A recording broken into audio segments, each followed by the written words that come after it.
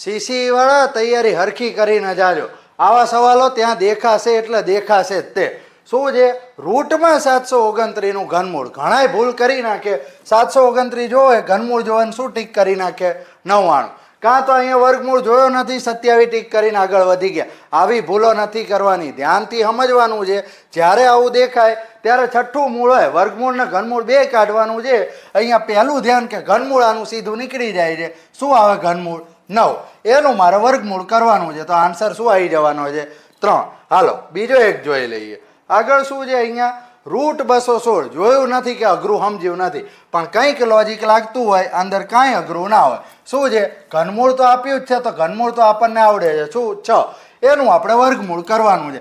3√2 અહીંયા ન થાય, કારણ કે અંદર 4 ગુણ્યા 3 વધવા જોઈએ તો આપણે 2 બારું આવે, 3 બારું આવે. બાકી અહીંયા આગળ રૂટ 6 છે એનું કોઈ સાદું રૂપ ના આવે, રૂટમાં 2 ગુણ્યા 3 આવે. તો આ સીધો શું થઈ ગયો તમારો જવાબ. હવે તમે બરાબર સમજી ગયા હોય તો એકવાર આની પ્રેક્ટિસ કરી લો.